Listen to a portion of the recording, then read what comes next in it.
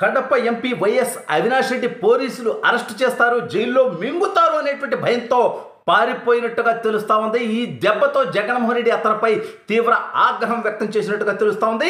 అసలు తమ్ముడు అవినాష్ రెడ్డిపై అన్న జగన్మోహన్ రెడ్డి ఎందుకు ఆగ్రహం వ్యక్తం చేయాల్సి వచ్చింది, అవినాష్ రెడ్డి ఎందుకు పారిపోయాడు, ఏం జరిగిందనేటువంటిది ఈ వీడియోలో వివరించబోయే ముందుగా ఇప్పటి వరకు మన ఛానల్ సబ్స్క్రైబ్ చేయని వాళ్ళు ఖచ్చితంగా సబ్స్క్రైబ్ చేయండి. ఇక విషయానికి వస్తే జగన్మోహన్ రెడ్డి ఎంత రోత క్యాండిడేటో, అవినాష్ రెడ్డి ఎంత పోరం బ్యాక్ క్యాండిడేటో ఈ రాష్ట్ర ప్రజలకు నేను చెప్పబడలే. తల్లి చెల్లిని జగన్మోహన్ రెడ్డి గింటేస్తే బాబాయిని వేసేసి ఏమీ తెలియనట్టు ఆ బాబాయ్ విగ్రహానికి దండేసినటువంటి నికృష్ట చరిత్ర అవినాష్ రెడ్డిది. సరే, ఇవన్నీ పక్కన పెడదాం. కడప వేదికగా తెలుగుదేశం పార్టీ మహానాడు పసుపు పండగ 3 రోజుల పాటు జన సందోహంతో భారీ విజయవంతమైంది. ఈ వేదిక మీద నుంచి లోకేష్ అన్న కానీ, చంద్రబాబు నాయుడు గారు కానీ, తెలుగుదేశం పార్టీ నాయకులు కానీ సంధించినటువంటి ప్రశ్నలకి వైఎస్ఆర్ కాంగ్రెస్ పార్టీ దగ్గర నుంచి సమాధానం లేదు.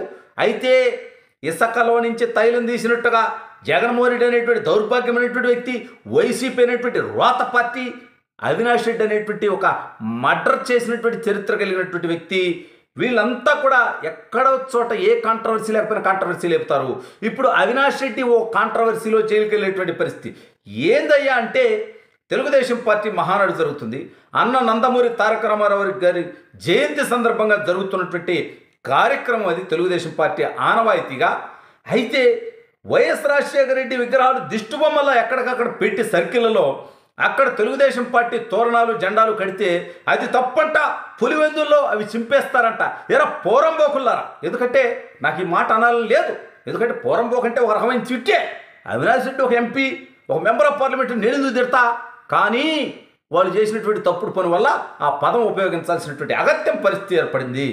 ఏంది బివేరా పరిస్థితి అగత్యం అంటే, ఆనాడు విజయవాడలో ఉన్నటువంటి ఎన్టీఆర్ సర్కిల్లో ఎన్టీ రామారావు గారి విగ్రహం చుట్టూ దేవినేని అవినేష్ అనేటువంటి మరొక పోరంబోకు ఆ రోజు వైఎస్ఆర్ కాంగ్రెస్ పార్టీ జెండాలు, వైఎస్ఆర్ కాంగ్రెస్ పార్టీ తోరణాలు, ఫ్లెక్సీలు కట్టినప్పుడు వాళ్ళు గనక ఖండించి ఉంటే వేరే పార్టీ నాయకుడి దగ్గర ఎలా కడతావని. కానీ వాళ్ళ తెలుగుదేశం పార్టీ ప్రతిష్టాత్మకంగా తీసుకున్నటువంటి పసుపు పండగ మహానాడు కడపకి ఏ వైపుకు పోయినా దిష్టి బొమ్మల్లో ఊరంతా పెడితే, ఒక చోట వేమన విగ్రహం పెట్టకపోయావా, ఒక చోట కడప కోటిరెడ్డి గారి విగ్రహం పెట్టకపోయావా?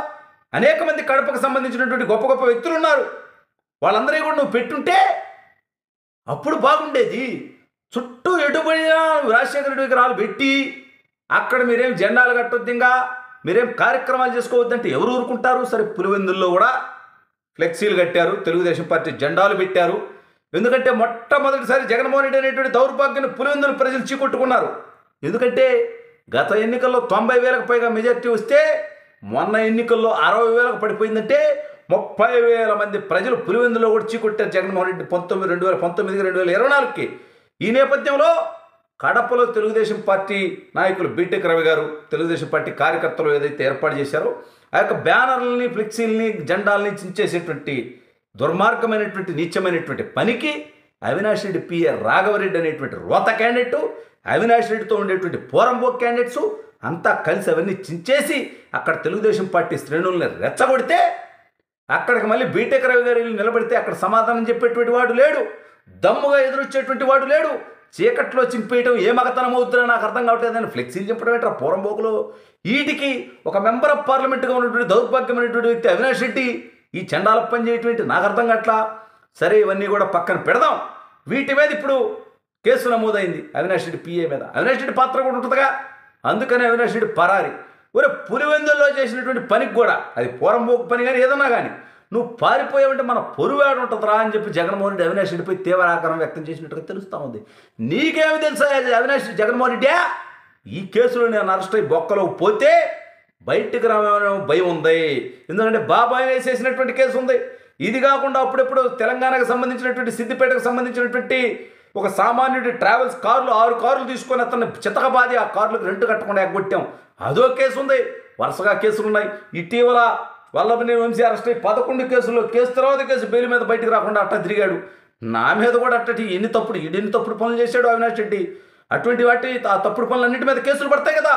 నేను జైల్లో నుంచి బయటకు వచ్చేటువంటి పరిస్థితి ఉండదు. కాబట్టి నేను పోలీసులు దొరికితే నా జీవితం జైలు పాలవుద్ది, అందుకే నేను దొరకట్లేదు. ఇవన్నీ నువ్వు అర్థం చేసుకోవా? జైల్లో 16 నెలలు జైలు జీవితం గడిపి చెప్పకూడదు నోడివి, నువ్వు కూడా నా బాధ అర్థం చేసుకోవా అని అవినాష్ రెడ్డి గారు ఒక్కరవట గట్టిగానే జగన్మోహన్ రెడ్డికి రివర్స్ సమాధానం చెప్పినట్టుగా తెలుస్తూ ఉంది.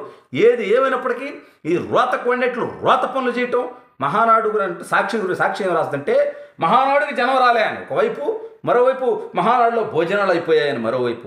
మరి జనం రాలేదనన్నా రాయండి, భోజనాలు అయిపోయినాయనన్నా రాయండి. ఎందుకంటే జనం రాకపోతే భోజనాలు మిగలాలి కదా. మహానాడులో చేసిన భోజనాలు మిగిలిపోయినాయి, జనాలు రాలేదని చెప్పండి, నమ్మేద్దాం కాసేపు. అంతేగాని జనం తండాలుగా వస్తేనే భోజనాలు షార్టేజ్ వచ్చేటువంటి పరిస్థితి ఉంటుంది. ఇవన్నీ తెలియని వాళ్ళు రాష్ట్రంలో ఎవరు లేవు. జగన్మోహన్ రెడ్డి ఇంకా పోరంబో కరపత్రాన్ని ప్రజలు నమ్ముతారనుకొని దాని ద్వారా విద్వేష ప్రచారాలు చేస్తూ ప్రజలను రెచ్చగొడుతూ ప్రజలను మభ్యపెడుతూ ఉంటే ఈసారి నువ్వు కూడా పులివెందుల్లో గెలవు.